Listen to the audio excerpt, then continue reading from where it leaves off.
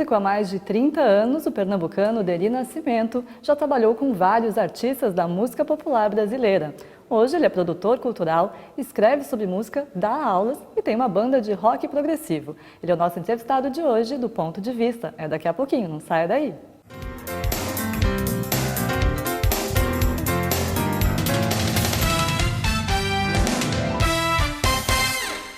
Queria parabenizar a TV Câmara, parabenizar aqui o presidente e todos os vereadores pelo trabalho que vem sendo feito e espero que vocês possam continuar contribuindo cada vez mais para levar informação à nossa população e permitir que o cidadão possa participar, dando opiniões, sugestões e ajudando a construir a cidade. E parabéns pela qualidade, porque eu estava dizendo agora há pouco, vez ou outra estou por aí no trânsito, às vezes até fora de Guarulhos, e aí ligo o celular pela internet, sintonizo, acompanho. Então, a gente fica feliz quando vê essas coisas, porque significa que esse esforço que vocês estão fazendo aqui, tem muita gente que vocês nem estão sabendo, mas que estão do outro lado, acompanhando para e passo tudo que acontece no Legislativo e tudo que acontece na cidade. Parabéns, sucesso e já nasceu bem.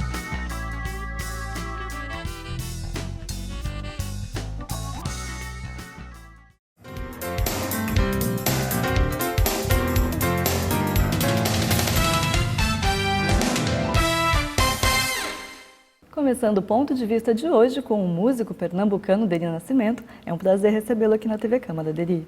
Prazer meu, Renata, ser lembrado, né? É uma honra poder estar aqui, já que adotei a cidade desde 1986, fazer parte desse programa, qual assisti, gostei muito, vi alguns amigos que passaram por aqui.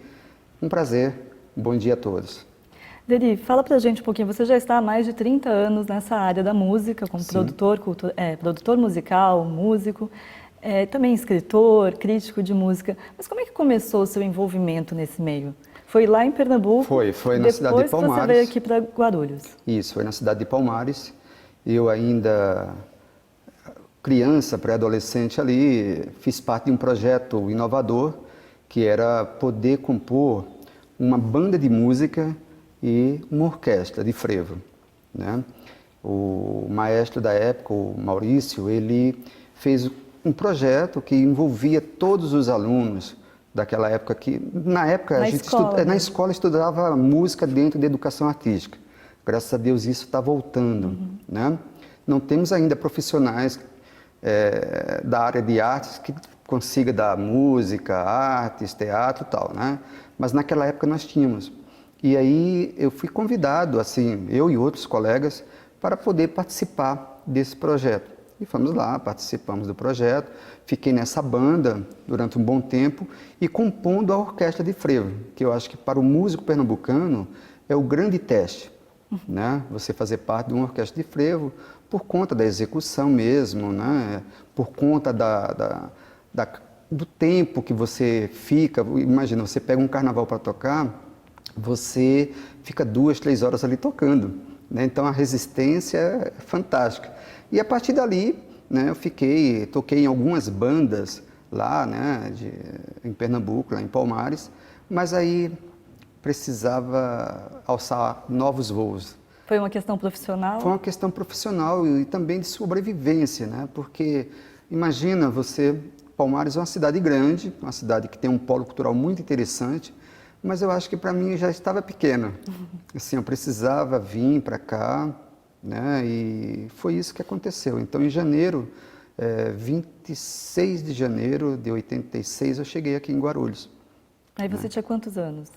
Tinha 18 anos. Nossa, novinho. Tinha 18 anos. Então, já tem certo tempo, estou com 47 agora, né? Estou um menino ainda. Não precisava entregar a idade. O povo faz conta, né? Faz conta, isso é terrível. Mas aí cheguei aqui e, claro que não fui trabalhar primeiro com música, precisava trabalhar para sobreviver e a partir dali começar a ver onde eram esses nichos, né? Mas eu acabei optando por fazer as coisas minha mesmo, assim, sem participar de bandas, assim. E os anos foram passando, a gente desenvolvendo esse trabalho com música, e depois teve a oportunidade de de conhecer uma banda que, assim, eu vi a primeira vez lá em Pernambuco, que foi o 14 Bis, né? E aquilo ali também é um lance interessante, porque a primeira vez que eu vi, né, um som, o 14 Bis, que estava chegando ali no auge dos seus anos 80, e aquele som falou assim, olha, é isso que eu quero para mim, né? Então, eu sou um pernambucano, é interessante isso que as pessoas brincam muito, né? Eu sou um pernambucano. Você começou com frevo? Comecei com frevo, adoro, né? Adoro a música pernambucana, assim, tive a honra e a oportunidade de ver, assim, de perto Luiz Gonzaga, né? Isso tem muito o Edson, que é o meu parceiro no Hotspot, fala assim que a minha música tem essa coisa da melodia pernambucana com a harmonia da música mineira, né? Eu bebi muito nessas duas fontes aí. Você tem essas várias influências, né? O frevo, inicialmente, música mineira, MPB, e hoje em dia com uma banda assim, de rock progressivo, como é que isso tudo se mistura? O rock progressivo, na verdade, assim, vem dessas influências, mas também vem dessas influências que a gente teve de Yes, Emerson Lake Palmer, o Gênesis mesmo, né? De poder fazer uma grande mistura. Então, assim, imagina se você ouvir a música do Hotspot, o Edson compõe muito também, mas eu vim com uma bagagem de melodias e tem até um lance muito interessante. Nós temos uma música que se chama Sertão, né? Que 90% da música estava pronta, ele acabou, né, compondo o restante. E quando eu comecei a compor ela e liguei para ele, falei assim, escuta isso. Ele falou assim, isso é sertão, né? E como eu te falei anteriormente, é assim, o foco do Hotspot não é nem o mercado brasileiro, é o mercado internacional mesmo, que consome muito esse tipo de música. É uma banda que é uma banda instrumental, né? Como eu já havia comentado, a música instrumental no Brasil é sofrível, né? A gente não tem, assim, espaço, né? Por exemplo, o caso do Hotspot, pior ainda, porque você temas longos, né? Não vai tocar em rádio nunca. Rock progressivo por si só é sempre isso, né? Rock música progressivo por si só. E não vai tocar música, não vai tocar no rádio nunca, por conta desses temas longos. Então, esse grande caldeirão, né? Eu tenho da música pernambucana, né? De ter escutado muito Luiz Gonzaga, eu amo de paixão. Hoje você escuta o que em casa? Você ouve de tudo? Olha, por ser um crítico, eu recebo muito material, muito material. Então, tenho escutado muito, assim, essas coisas independentes, né? Por exemplo, essa semana eu fiz uma matéria de um músico chamado Sérgio Dumont, que é um carioca, né? Geralmente, quando você pensa em música carioca, você associa ao samba, né? E a música dele é toda com a melodia, a harmonia mineira. Então, assim, eu tenho escutado bastante.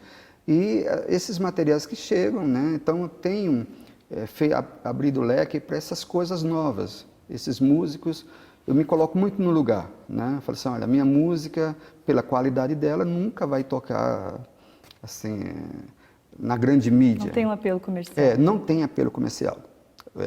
Então, eu escuto muito isso hoje. Então, conheço muito desse mercado independente, né, que está crescendo cada vez mais. Hoje, assim, eu acredito que quem vai para um grande selo é por conta da distribuição. Eu tenho um estúdio em casa, então eu consigo gravar minhas coisas todas em casa. E eu acredito que boa parte dos músicos independentes também tem esse estúdio em casa. Então, quando você leva, por exemplo, tem alguns selos, algumas gravadoras que apoiam música independente, por exemplo, a Quarup, né, que é uma gravadora que era carioca, agora está aqui em São Paulo, ela apoia muito essa coisa do músico independente. Então, você também pode chegar com o seu material, sua master lá e falar assim, olha, preciso de um selo só para divulgar, entre aspas, né, e para distribuir, chegar no mercado. Apesar que hoje música em CD é mais fácil muito, você pensar no show, né, em ganhar dinheiro com o show, né? E distribuir ela na net mesmo, pegar e faz download aí, baixa. Você que atuou como produtor musical desde muito antes, né? Nós temos internet, na época que você tinha vinil ainda, depois CD, agora passamos para a internet MP3. que revolucionou a indústria Revolucionou. fonográfica. Na verdade, fez a indústria fonográfica tentar se adaptar, né? Porque hoje em dia você tem a distribuição na internet, compartilhamento de música, as pessoas não têm mais tanto esse costume de comprar CD. Exato. Como é que você enxerga essa mudança na indústria? Você acha que é algo positivo, que possibilita que as pessoas... você tem esse acesso mais fácil de você conseguir no YouTube postar sua música, possibilita que pessoas que têm um tipo de música mais autoral, menos comercial, consigam se destacar ou não? Continua essa mesma questão de você não conseguir se inserir? Eu acredito que há uma grande possibilidade de você se destacar. Eu fiz uma análise muito interessante esses dias, eu estava pensando o seguinte: às vezes, por exemplo, você posta algo, né, nas redes sociais e a curtida, ela não quer dizer que você ouviu Também. o trabalho, né? E isso já aconteceu muitas vezes comigo, que a pessoa curtiu lá e eu falei, aí, gostou da matéria? Ah, não li, né? Voltando à questão da música, eu acredito que hoje a facilidade de chegar a outra pessoa é maior. Imagina isso na época do vinil, que você dependia totalmente da distribuição e da divulgação, né, dos divulgadores de cada gravadora. Então você vai lá, grava, né, e você tem que encontrar esses canais certos de distribuição, né? Então, muitas vezes se cria muito aquelas páginas, né? A página da cantora tal. Tá. Se ela ficar só restrito ao seu nicho de amizade, aquilo não vai passar, né, daquele ponto de vista. Mas se você conseguir, você pesquisar onde é os nichos que você consegue inserir, tem muita rádio, né, na net, que pode estar fazendo isso também. Mais especializada. Mais especializada e direcionada também, né? Não adianta, por exemplo, você pegar a minha música, um MPB mais elaborado, tal, voltado para aquelas coisas mais de harmonia, eu estar no local errado. Então, assim, eu vejo que tem a grande possibilidade, sim, de você distribuir, porque assim, não adianta, imagina, quantos amigos que eu já vi, aqui de Guarulhos mesmo, né? Aqui de Guarulhos nós temos o Fulcultura, que grandes amigos estão com 1000 CDs lá guardados dentro de casa, porque não consegue. Você grava, mas e aí? Então, eu acho que o material físico é o que menos importa hoje. Claro que é legal você ter, né? Seu CD. Ter o CD. Eu gostaria muito de ter um vinil de um trabalho meu. Por exemplo, hoje você está voltando isso. Está voltando um pouco, está né? voltando, Tem algumas bandas lançando. Onde que eles estão imprimindo? O lugar mais em conta é na Rússia, né? O lugar mais em conta é na Rússia, que você consegue com uma qualidade excelente e um preço acessível, né? Que você pode mandar fazer lá, mesmo com esse frete todo, ainda sai mais em conta. Aqui no Brasil, tudo se torna muito caro em relação ao preço do vinil, né? Você vai comprar um vinil aí, por exemplo, eu estava vendo, o do Lenine é super caro, né? Então, e aí você não tem mais o tal da vitrola lá, também, porque nós comprar também, né? Tudo também muito caro para você ter. Mas eu acredito que o músico independente, né, ou mesmo o grande artista, por exemplo, a gente vê aí grandes nomes da MPB que tem ligação com grandes selos, né, Universal, né, e aí eles começam a fazer o quê? Começam a pegar aquela música e soltar na net. Porque não adianta, eu vejo assim, não adianta. Nós temos rádios, né, que toca o segmento de música popular brasileira, mas é engraçado isso. Se você ligar, no mesmo horário, no outro dia, está passando, parece que é uma coisa que está gravada e é a mesma música. Então, assim, a rádio existe, mas também você não consegue chegar. Eu não consigo entender, né? A rádio existe, mas você não consegue chegar, você não consegue pegar, levar teu material lá e fazer com que ele toque. Então, hoje a internet, ela é o melhor canal, sem dúvida, mas voltando àquele ponto, você tem que saber aonde colocar, né? Além de produtor musical, você também atua com coral, né? Você já teve um projeto durante muitos anos. Hoje você atua no Coral Marconi. No Coral Marconi. Fala um pouquinho pra gente dessa experiência. Em relação ao coral, em 1999 eu montei um coral por necessidade de ver tanta criança. Eu moro na região do Parque Santos Dumont, dava aula na escola ali do bairro, né, que é o Maurício Nazar na época, e assim, você via que tinha muita criança que não tinha uma ocupação. Assim, ou vai jogar bola na quadra, fica muita criança na rua, né? E eu falei assim, será que se eu montar um coral na escola, eles vão aderir a essa história, né? Primeiro num bairro periférico e tal, e trazendo uma carga de Chico Buarque, Milton Nascimento, Caetano Veloso para o repertório. Quem é esse povo, né? Conhecia. Quem é esse povo?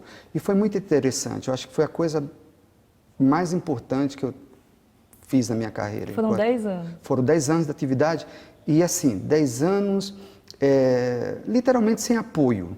Nós tínhamos pequenos apoios, por exemplo, a Secretaria de Cultura, né, através dos seus secretários que passaram, sempre nos deram apoio de mostrar esse trabalho, né, de abrir as portas dos seus teatros. Não tinha o Adamastor, mas tinha o Padre Bento, tinha o Nelson Rodrigues, onde a gente fez muitas coisas. E tinha uma pessoa aqui, uma professora da USP, que morava aqui em Guarulhos, e eu acho que ainda mora, Cacilda Paranhos, que ela meio que foi uma madrinha do projeto, né? Porque ela tinha o quê? Ela pegava no final do ano e arrumava um padrinho para vestir cada criança daquela. E foi interessante porque, como ele passou 10 anos, eles cresceram, o coral, quando acabou, literalmente, porque eu tinha que fazer outras coisas, eles também estavam saindo para trabalhar, aquela coisa, já tinham 18 anos, né? Mas a gente fez grandes apresentações. Por exemplo, uma que ficou marcada na história foi uma para a PUC. A gente fez uma apresentação por encomenda da PUC, né? Da PUC São Paulo, não porque ficou só aqui em Guarulhos, né? Vocês se apresentaram não. também. O coral ele fez várias apresentações. A última, assim, foi sobre a obra do Chico Buarque, foi o show no Adamastor, que chamava Construção, tem imagem disso. E a gente fez e foi o último show. Mas o que mais foi importante nesse projeto todo é que se você pegar qualquer um desses alunos que fizeram parte, isso aí, uma coisa interessante, o coral só conseguiu ficar 6 meses na escola por conta da burocracia. Ah, Então, por exemplo, eu não faço um coral, até isso que eu passei também para o pessoal do Marconi. Eu não quero um coral para ficar cantando Dia das Mães, Dia dos Pais, vai inaugurar qualquer coisa dentro da escola, não. A minha coisa é pegar e transformar aquilo num show, num espetáculo, né? Com direção, com uma luz bacana, com um texto legal, né? E isso foi feito com um só tom. Então, quando a gente juntou aquelas crianças e começou os ensaios na escola, lá no Maurício Nazar, que eu marquei a primeira apresentação e a diretoria de ensino tinha que autorizar, tinha que ter um roteiro para passar, qual rua vai passar aquela coisa. Eu falei assim, não, eu assumi um risco de pegar e chamar os pais e falar, olha, eu pretendo continuar, mas eu vou levar isso para minha casa. Então, os ensaios eram na minha garagem, né? 40 pessoas dentro de uma garagem apertada lá. Era um projeto seu mesmo. Era um projeto, eu pensei que eu poderia contar naquele momento com todo o apoio da escola, por ter, né, o espaço maior e tal, mas aí a gente viu que não era possível isso. Ia ficar uma coisa muito restrita, a apresentaçãozinha dentro da escola, né? E eu não queria isso, eu queria uma coisa maior, até para mostrar para eles também. Então, por exemplo, final de ano a gente chegou a fazer, durante uma sequência de 4, 5 anos, o almoço de final de ano do Laboratório Axê. Então, todo ano já era contratado para ir lá fazer, isso era muito legal, né? Fazer o repertório natalino. Então, nós tínhamos um planejamento. Esse ano vamos fazer quem? Vamos fazer um repertório em cima da obra do Elomar, por exemplo. Foi o que abriu as portas. O Estadão, na época, deu uma página falando coral de crianças carentes da periferia de Guarulhos, canta Elomar. E isso fez com que eu chegasse até o Elomar, porque ele ficou sabendo também. Como assim, criança? Porque o linguajar, todo aquele linguajar sertanejo dele, e tinha uma coisa muito interessante também nessa coisa do coral, de um só tom. Como nós não tínhamos condições de ter a pasta, né? Nós tínhamos que decorar a música. Nossa. Então não era assim. Eu tive algumas pessoas que dirigiu o coral e por muitas vezes um professor aqui da cidade, que é o Antônio Celso, falou, meu, você quer que eu canta 40 músicas, 20 Decorado. músicas? E ele cortava, assim, na direção, né? Ele cortava as que eu mais gostava, assim, ele cortava. Mas assim, todo E no mundo... Marconi hoje vocês também se apresentam fora? O Marconi começou em maio do ano passado, né? Foi contratado em maio do ano passado, com a mesma ideia, né? Assim, o Marconi é uma escola daqui de Guarulhos, um grupo, né? Que tem 6 unidades aqui, tem uma unidade em Campinas. E agora, com a vinda do diretor-geral, que é o Tony Benvenuto, que também é um cara de arte, é um cara de teatro, a gente vai estar ampliando esse projeto. Mas eu fui em maio para lá e foi engraçado também, porque eu sou meio ousado. Quando fui contratado, eu falei para eles assim, olha, eu vou marcar uma apresentação na Adamastor para novembro. Não tinha ninguém ainda do coral. Nossa. Eu falei, claro, né, pensaram, deve ser louco, ou tá falando demais, tal, aquela coisa. Tanto que depois da apresentação no Adamastor, que foi um show que chamou Sons do Brasil, que teve a participação do Bosco Maciel, e teve a participação do Diego Dias, que é um cantor de reggae aqui da cidade. Ele chegou em mim e falou assim, o que você falou, você cumpriu, né? Reunimos o grupo, né? Foi em todas as unidades, olha, foi um coral, ensaios aos sábados de manhã, que imagina você pegar adolescente, acordar sábado de manhã, tem que gostar de música mesmo, né? E fizemos um repertório assim, que até uma pessoa lá de dentro, lá, o Cássio, que é um amigo, ele falou, Deri, tem que ter cuidado, esse repertório está muito deri, está muito cultural, né? Colocar coisas mais populares. Eu falei, não, meu trabalho é assim, é voltado... Essa coisa mais popular, eles ligam o rádio e escutam, não é verdade?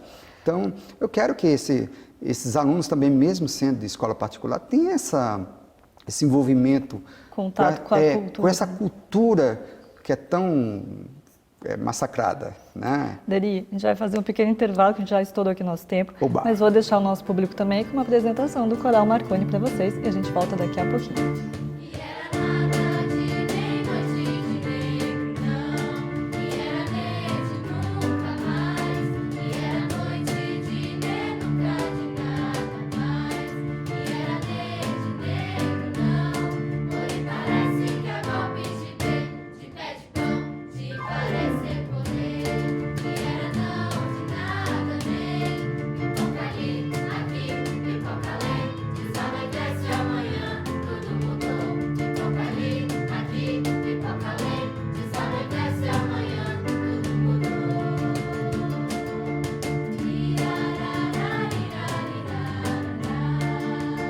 A Câmara Municipal de Guarulhos acredita num mundo melhor e mais igual.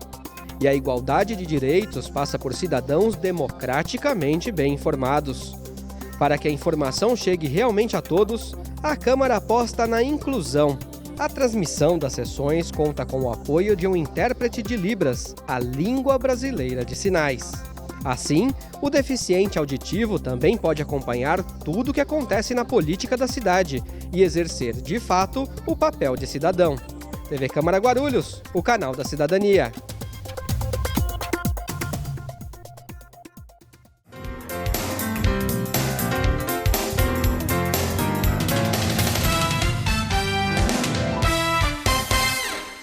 Voltamos com um ponto de vista, hoje recebendo o músico Deri Nascimento, que já atua nesse meio há mais de 30 anos, né, Deri? Você falou um pouquinho dessa miscelânea de influências que você teve no começo. Você trabalhou muito tempo como produtor musical, além de músico, né? Ainda você trabalho. não trabalhou só com a sua música, mas trabalhou como produtor musical. Fala pra gente um pouquinho dessa experiência. Você trabalhou com nomes importantes da música popular brasileira. O 14 Bis que você citou foi um deles. Isso. Quando eu cheguei, né, em Guarulhos, como havia comentado no bloco anterior, eu não fui trabalhar literalmente com música primeiro, mas depois comecei a ir em busca, e eu lembro que o primeiro contato que eu tive com 14 Bis, no qual fui trabalhar depois, foi no show no Circo Voador no Rio, no Projeto SP, que era um projeto que tinha aqui em São Paulo, e a partir dali comecei a fazer fiz amizade com todos eles, né? Falei daquela coisa de ser fã. E por ser músico também, eu acho que até abriu um certo link mais rápido, né? E a partir dali eles estavam em processo de montagem do show, né? Foi quando eu, junto com um colega, né, montamos uma produtora que chama DPJ Produções, que é o Deri, a Patrícia e o J seria do José Luiz. Então, a partir daí, a gente começou a produzir em 96 o 14 Bis. Já produziu os shows aqui, nessa redondeza, São Paulo, interior, sul de Minas, essas coisas. E começaram a abrir a possibilidade da gente estar participando ativamente da produção ali junto com eles, né? Então, com o 14 Bis, foi uma coisa que abriu as portas, né? Imagina, por exemplo, para mim, vindo do Nordeste, né? Tendo e uma outra música, né? Completamente diferente. Totalmente. Foi aí que você se aproximou mais com essa raiz mineira, com o Clube da Esquina? Isso. A partir dali, eu comecei a perceber, por exemplo, que aquela música que já era uma música que literalmente eu já fazia sem ter noção que eu já fazia também. A influência era tão grande, como eu falei no bloco anterior, quando eu ouvi aquilo lá, eu falei, é isso que eu quero para mim. Sabe, você ouvia aquelas harmonias, vindo do 14, do Toninho Horta, do Loborges, Beto Guedes, esse povo todo. Então, era aquilo que eu queria ouvir, era aquilo que eu queria produzir. E você fazer parte da produção, você fazer parte do nascimento de muitas coisas, ali é fantástico, né? Então, imagina, principalmente para um nordestino, né? Que tenha toda uma bagagem cultural diferente. Misturar isso com essa cultura da música mineira, vindo para São Paulo, que é uma outra história, né? E depois começar a produzir coisas, a tua música instrumental, a tua música mesmo, por exemplo, esqueci de falar, mas eu tenho uma composição com um artista paulista, chama Maurício Santini, que está lançando um disco agora recente, e eu fiz uma música que tem essa bagagem mineira, mas eu tive o prazer de ter nessa música a cantora portuguesa Eugênia de Melo Castro. Eu falei, eu gostaria de ter a Eugênia nessa música, né? E trouxe a Eugênia para poder cantar. Por quê? Porque ela tem uma ligação muito forte com a música mineira também, entendeu? Então, trabalhar com os mineiros, na verdade, assim, foi uma grande universidade de música, porque você poder palpitar, né, ali dentro com eles, é muito interessante, né? Então, a escola da música mineira, né, eu gostaria de ter feito parte do Clube da Esquina, mas eu só curti isso, né? Se tivesse assim, nascido, de repente, por ali. eu tenho umas coisas assim que eu falo assim, eu gostaria de ter nascido tal época, ter participado de tal movimento e tal, mas eu acho que tudo no seu tempo. Então, essa miscelânea toda da música pernambucana, do frevo, da música do Luiz Gonzaga e da música do Jacques do Pandeiro, traz muito para essa mistura da minha música, da música mineira, da música dessa harmonia junto com essa ginga, até mesmo você percebe alguma coisa lá que mas isso tem um pezinho no frevo, isso é Jackson, isso é Luiz Gonzaga e tal. Então é isso, trabalhar com eles aí foi... E ainda a gente produz, né? Por exemplo, hoje... Mas mantém parceria ainda. Mantém parceria. É interessante porque, assim, as pessoas... Tem até um amigo, né, um amigão, que fala assim, é engraçado, né? Esse povo que você produz não aparece na televisão. Eu falo, graças a Deus, né? Não tem aquela coisa de ter aquele apelo comercial. Então, a música que você tem... Na sua coluna também, você como crítico musical, você tem essa preocupação de apresentar novos músicos que têm uma música que não tem esse apelo comercial mesmo? Renata, você fez a pergunta que eu gostaria.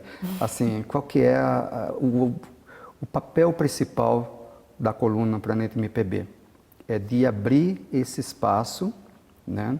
Para esses novos músicos. Claro que se você for em busca lá nos arquivos, eu já falei dos grandes medalhões. Eu não vou deixar passar. Omitir também, né? Eu vou omitir isso. Vou deixar passar, por exemplo, eu fiz os grandes discos aí que foram lançados no ano passado, né? E se lançar esse ano também vamos cobrir. Mas o papel principal é mostrar que existe, né? Que existe essa. Eu fiz um cantor maravilhoso que já teve aqui, o Amaury Falabella, né? E quando que o Amaury Falabella vai ter, né, esse grande espaço? A música dele é grandiosa. O cenário aqui de Guarulhos, como é que você analisa? Em termos de expoentes musicais mesmo, em ter pessoas fazendo música de qualidade, e também oportunidade? Tem. Oportunidade aqui... Falta. Falta, né? Nós temos grandes músicos, aí é aquilo que eu falei, eles conseguem gravar seus trabalhos pelo projeto lá do Funcultura, que é um incentivo bacana, né? Eu acho que é maravilhoso isso que a Secretaria de Cultura faz, né? E faz com qualidade, mas tá, e aí, né? Vou pegar uma caixa com 1000 CDs, vou ficar com ela dentro de casa, né? Então, assim, a oportunidade de gravar tem, mas é a oportunidade de tocar, de poder mostrar isso para o público. Aí entra aquela história da internet. Pega esse material, não fica pensando que você vai ficar rico com 1000 CDs, né? Não, pega, dá, sabe? Distribui, tem que chegar até você, né? Então, a coluna, o Planeta MP, eu já fiz vários artistas aqui da cidade, mas assim, falta fazer mais, né? Falta fazer mais, eu até creio nisso, mas você precisa ter um acesso maior ao seu público ali, né? Você pega, por exemplo, o Planeta MPB todas as quartas. Então, quando tem um músico que tem alguma ligação, né, que tem uma distribuição interessante na rede, essa matéria ela gira mais. A gente tem um lance lá de curtidas na página, lá no Planeta MPB. E aí tem uma curtida bacana. A gente começa a pensar o seguinte, tem uma menina que trabalha comigo, que faz as revisões do texto, ela fala, nossa, mas ainda tem artista que ele se nega, entre aspas, em divulgar seu próprio trabalho. Porque imagina eu, na época, se tivesse essa coisa da internet, entrego o meu trabalho na sua mão, aí você faz uma matéria legal, levanta a minha música e tal, e eu pego, não distribuo, não compartilho. Não compartilho. Fica aquilo lá tal. Então ela quer morrer, né? A Patrícia Chamas, ela quer morrer eu falei assim, mas por que eles não compartilham? Mas também tem aquela coisa, né? Será que essa rede também não é uma coisa meio falsa? Porque as pessoas curtem, mas não ouvem, né? E dão opiniões que nem tem cabimento muitas vezes. Então...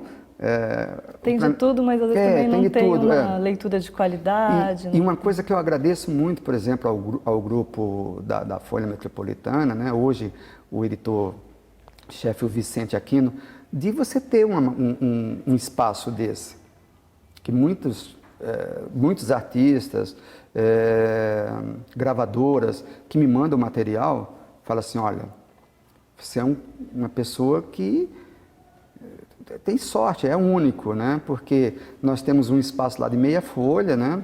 No Metro News, na Folha Metropolitana, que fala de pessoas desconhecidas, levar o novo. E eu acho que o grande barato da minha coluna é não detonar o trabalho daquela pessoa que está fazendo, né? Então, a minha crítica, ela não é destrutiva. Se eu chegar um material lá na minha residência, que eu escutar, que não tem aquilo que a coluna precisa passar, eu também não vou fazer só para criticar e falar assim, olha, aquilo é a história da pessoa, é aquilo que ela tem para passar, é aquilo que ela consegue passar. Claro que eu vou pegar dentro daquele material o que tem de mais bonito, eu faço faixa a faixa. Qual o crítico que escuta um CD? Ele escuta uma música e faz por amostragem, isso é a grande verdade, né? Você muitas vezes vê grandes críticos aí, Estadão, Folha, do Globo mesmo, que você fala assim, o cara não ouviu. Não é possível que ele ouviu isso aí. Você não ouviu. Então, pega e escuta uma música, aí dá azar que aquela música ele não gostou, aí detona o trabalho da pessoa, né? Não é certo isso. Então, eu acho que você tem que mostrar o que há de belo na produção daquele trabalho, como aquele trabalho foi feito. Muitas pessoas aí conseguem levantar a grana para poder produzir aquilo. Eu acho que hoje está mais fácil, por ter essa facilidade de você ter um home studio em casa com qualidade. Depois só leva para mixar ou para masterizar fora, num grande estúdio. Mas você consegue gravar. Então, a coluna é isso, ela tem esse apelo de dizer assim, olha, tem muito artista dos 4 cantos do país. Eu fiz recente, agora uma banda de pop rock da Paraíba. Você consegue imaginar isso?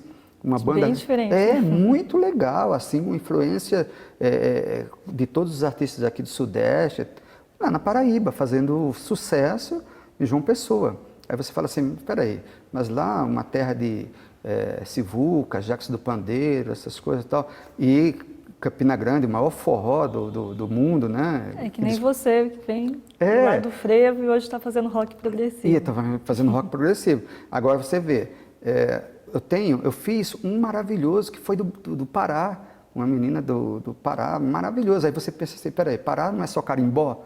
Lembra do carimbó do Pinduca que tinha antiga? Os mais velhos vão lembrar, né? Eu lembro que eu era moleque, em minha casa tinha um vinilzão do Pinduca lá, que ele tocava direto, tal, o carimbó do Pinduca.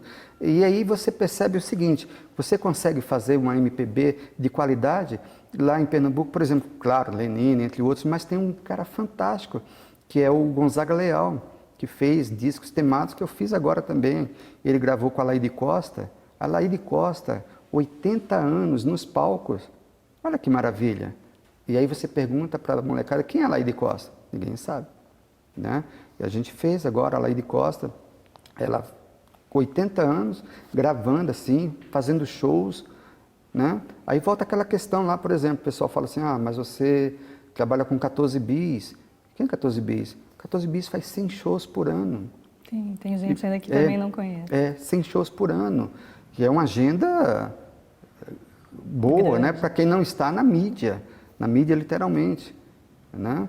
Então, você vê lá um Flávio Venturini da vida, o Loborges, o próprio Milton Nascimento, né? Você não vê o Milton Nascimento na Hoje mídia. não está mais tanto. Não está com aquela, por conta da saúde, não está assim, tão nos palcos, mas faz show, né? Então, é importante que você tenha esse canal. Por exemplo, esse canal é um canal importante, que as pessoas precisam. Quando eu vi, né?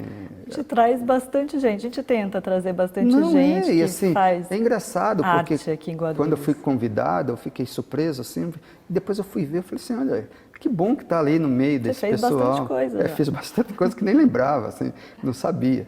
Mas assim, você está aqui, é legal que as pessoas da própria cidade conheçam esse canal, né? Será que todos conhecem? Eu estava aqui, eu não conhecia. Né? Mas aí você já ajuda a divulgar. Sim, com certeza, não porque...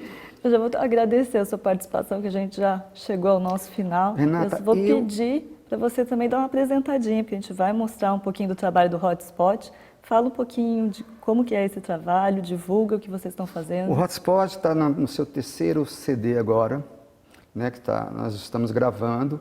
O Hotspot é composto por mim, Deri Nascimento, teclados, flautas, Edson Frank, que é um guitarrista daqui da cidade também, Fernando Tavares, baixista, e nós estamos em busca de um novo baterista, né? Estamos sem baterista agora, mas é uma banda de rock progressivo, eu não sei se vocês conhecem o rock progressivo. O rock progressivo é aqueles temas longos, né? Aqueles temas elaborados, tem música que tem ali 10, 15 minutos. Então nós estamos no 3º trabalho, é um trabalho mais focado para o público internacional, infelizmente, porque a música instrumental brasileira, com todos os seus grandes ícones, ainda é muito pouco divulgada, e imagina um rock progressivo. Então, o progressivo se consome muito lá fora.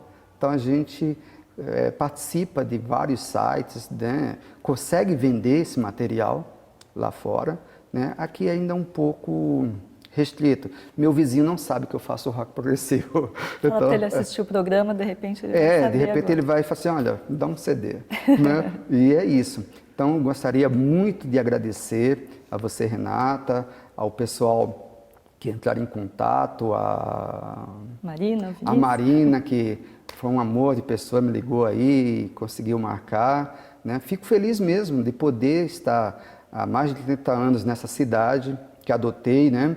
Eu que vim de Palmares e só voltei um ano depois, em 87, porque tinha um compromisso para cumprir, né, na orquestra. Estou aqui, quero dizer que amo essa cidade, aqui que eu constituí família, né, e espero poder voltar outro dia aqui para falar, quem sabe, de um novo trabalho. Com certeza. Obrigado de coração. Muito obrigada, Deri. Esse foi o ponto de vista de hoje com Deri Nascimento, mas você continua com a gente assistindo um trechinho do projeto Hotspot. Fique por aí. TV Câmara Guarulhos, o canal da cidadania.